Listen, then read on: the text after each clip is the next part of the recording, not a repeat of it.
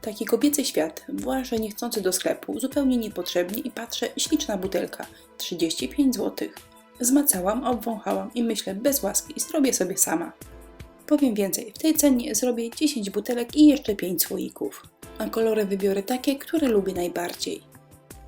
Butelki i słoiczki wyszły tak, czyli zapraszam na film. Do pracy użyłam 2 kolorów farby kredowej. Ta farba daje przepiękny mat, o który mi chodziło. Oprócz słoików zrobiłam pudełeczko i od niego zaczęłam. Pudełeczko jeden raz przeleciałam pędzlem na miętowy kolor. Natomiast butelki tapowałam gąbeczką. Niektóre na zielono, a niektóre na szaro. Skąd się biorą słoiki, nie muszę mówić. Albo zbieracie sami, albo odwiedzacie babcie. Szkło wystarczy przelecieć jeden raz, no może zrobić małe poprawki. Miętowe pudełeczko już jest suche i przelecę je teraz szarym kolorem.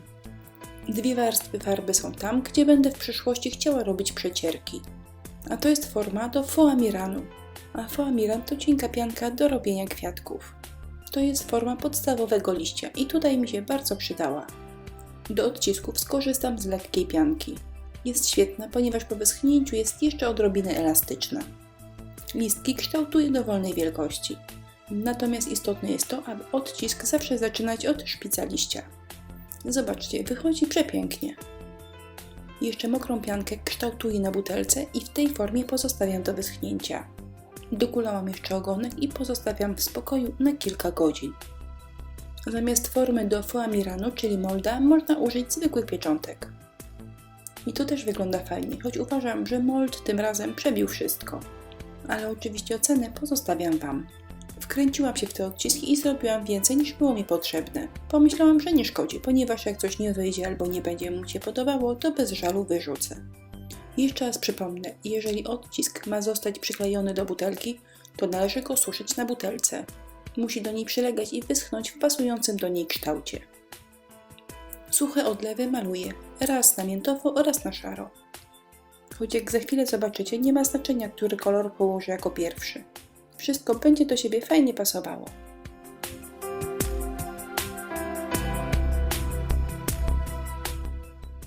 Aby pracę trochę ożywić, wprowadzę trzeci kolor, brązowy. To jest farba akrylowa. Rozwodniłam ją i popaprałam trochę odciski. Jak widzicie, robię to dość chaotycznie, z nadzieją, że na końcu będzie to jakoś wyglądało. No właśnie, powinnam być 2 imion, Katarzyna, a na drugie jakoś to będzie.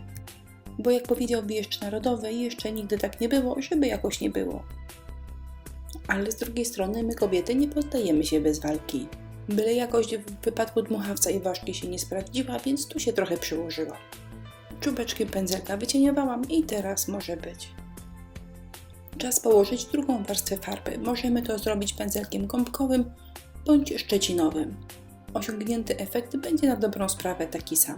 Szczecinowy czy gąbkowy. Farbę trzeba wymazać na boku, a dopiero potem nałożyć na formę. I w tym momencie wszystko zaczyna pasować do wszystkiego.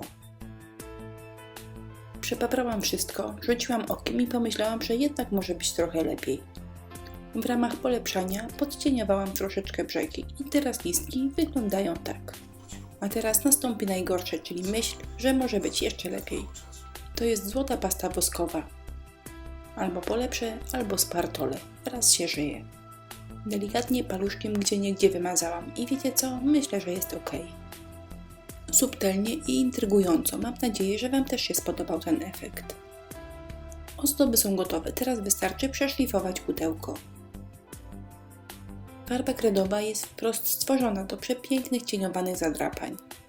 Kolory się cudownie przenikają, ale oczywiście zapomniałam tego nagrać. Do przyklejenia użyłam Express Glue. Klej łapie szybko, ale mnie się zawsze spieszy, więc zamiast trzymać ręką, nałożyłam gumki. Dodam jeszcze sznurki i ozdoby ogrodowo-tarasowe są gotowe.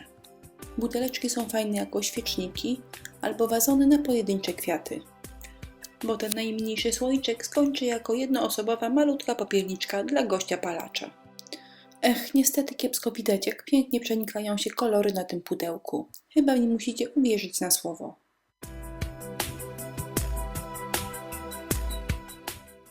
No dobrze, jednak się trochę przełożyłam i sznurek pofarbowałam. Użyłam brązowej i złotej farby, tej samej co do butelek, więc świetnie pasuje. Pomysł trochę inny niż wszystkie poprzednie, ale mam nadzieję, że Wam się spodoba. Linki do produktów zamieściłam w opisie filmu. Dziękuję Wam za uwagę. Zapraszam do naszego sklepu i na inspirello.pl.